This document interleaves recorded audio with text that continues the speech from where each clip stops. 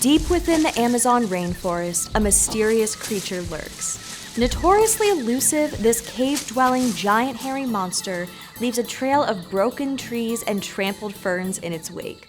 With no predators to speak of, the Mapinguari's fearsome strength is matched by its pungent odor.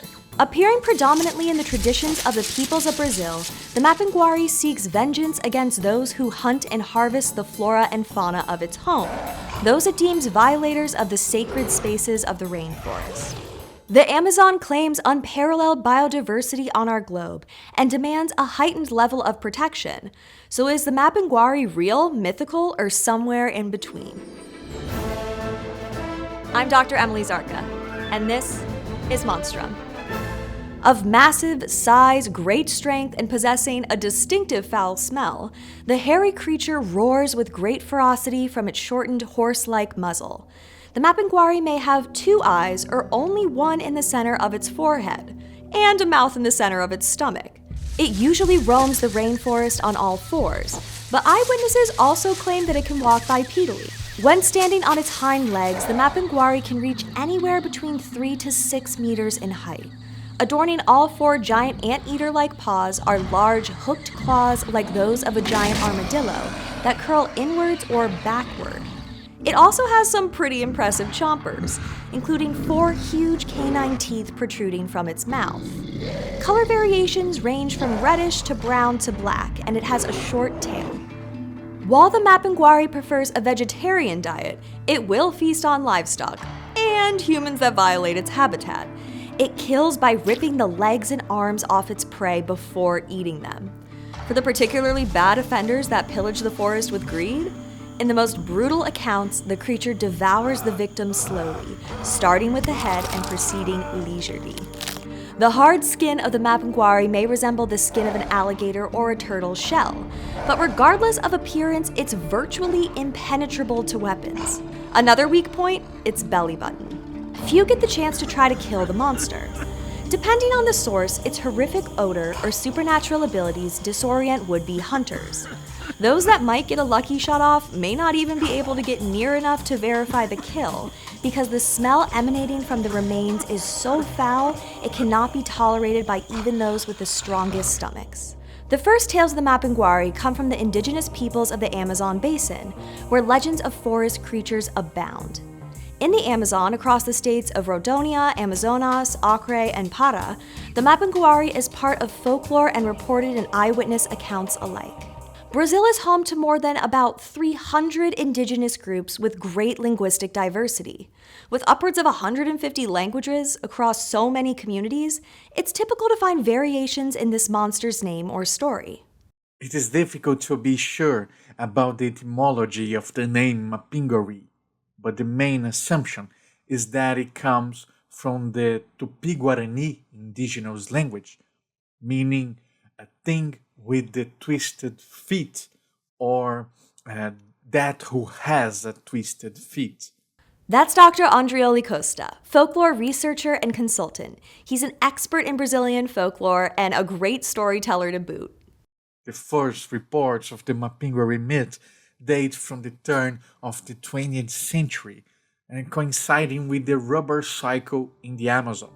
And it's precisely among the rubber tappers where we find some of the oldest stories about the Mapinguari. Other monsters share characteristics with the Mapinguari, like the Segamai, an herbivore about the size of a cow with matted fur who can walk on all 4s or its back 2 legs, emits a blood-curdling roar, and cannot be harmed by regular weapons, but has a snout more like that of a giant anteater. Then there's the protective Curupira.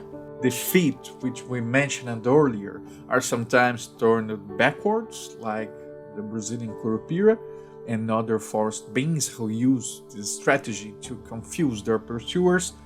In others, which are the most common today, they say the footprints of the Mapinguari are round, like the hand of a pestle or a bottle, or the bottom of a bottle, like another Brazilian myth called Bottlefoot. Mapinguari has a vertical, gigantic mouth in its abdomen, a very similar mouth to another myth, the Kibongo, traditional narrative among the enslaved Africans in Brazil. The difference is that the Kibongo's mouth is in the back. There are stories in which the Mapinguari has both eyes, but often they say it has only one, which underlines its bestiality.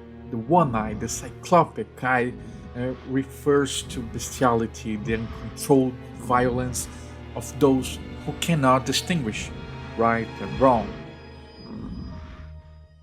It's tempting to use the similarities of the Mapinguari myth across regional traditions to connect the creature to an animal, one that lived not so long ago, or even one still alive today. This is where the most popular and notorious rationalization for the Mapinguari comes into play, the giant sloth theory, which claims the Mapinguari and other similar creatures are folkloric interpretations of a real but long extinct animal. Though in the spirit of other elusive monsters, there are some people who chase legends to prove their existence. In the 19th century, written claims emerged from South America proclaiming that members of the Mylodontidae ground sloth family, believed to be extinct, were actually alive and well.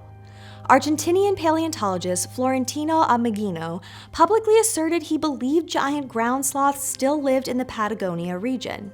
Even in the 21st century, the Mapinguari is a ground sloth theory is enthusiastically supported, perhaps no more publicly than biologist and ornithologist Dr. David Oren.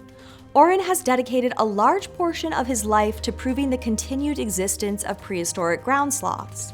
He asserts that the monster is the result of cultural memories combined with present-day living ground sloth encounters, most likely a relative of the Mylodontidae family. Some of the hunters Oren talked to said they had even killed members of this subset of the Xenarthran clade species themselves. On one of Oren's excursions, a dung sample thought to be evidence of the creature was collected. Using DNA analysis, a lab proved the true owner of the scat, an arboreal anteater. Science doesn't necessarily explain all of the first-hand accounts or hundreds of years of narratives. There are two problems with those answers. The first is that if the link between fossils and myths were that old, we would already have records of Mapinguari before the 19th century, the 20th century, and we haven't. The second one is that it's extremely problematic and colonialists to condition the belief of so many populations to the scientific validation, as if they were allowed to believe in the Mapinguari because the megatheria existed. No, we cannot reduce Mapinguari to the giant sloth. To do so is to ignore the entire symbolic framework that runs through the myth.